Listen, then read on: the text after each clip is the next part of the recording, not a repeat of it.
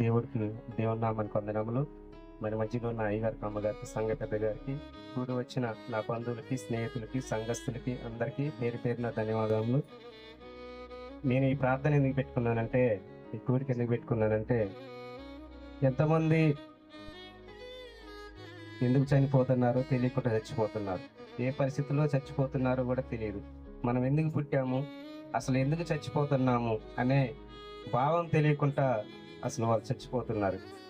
నేను పెట్టుకోవడానికి కారణం ఏంటంటే, ఒక్కళ్ళైనా సరే, నా బంధువులైనా, నా స్నేహితులైనా, ఈ ఏరియాలో మా ఫ్రెండ్స్ అయినా, అందరూ ఎవరైనా సరే, ఒక్కళ్ళైనా దేవుని రక్షణలోకి వచ్చి ఈ అయ్యగారు చెప్పి దేవుడు మాట్లాడే మాటలను బట్టి ఒక్కళ్ళైనా రక్షించబడతారని, ఎంతో డబ్బుల సమస్య కాదు కానీ, నేను ఎంతో చిన్నగా అనుకున్నాను కానీ దేవుడు అసలు ఎంతో పెద్దగా ఈ కార్యక్రమాన్ని ఏర్పరిచిండు.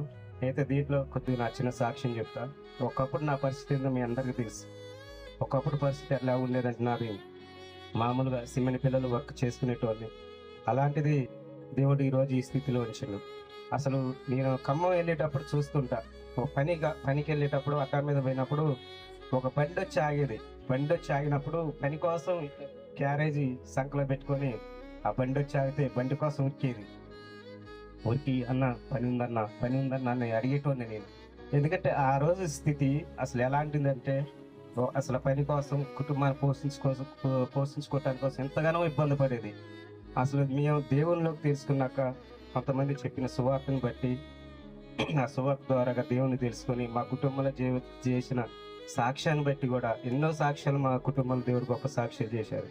ఈ రోజు నేను ఈ రీతిగా ఈ స్థితిలో మీ అందరి ముందు నేను బ్రతికి ఉన్నానంటే కూడా, కరోనా టైంలో కూడా దేవుడు నన్ను బ్రతికించాడు. మీ అందరి ముందు కూడా బ్రతికున్నానంటే కేవలం దేవుడు చేసిన మేలే అని నేను నమ్ముచున్నాను.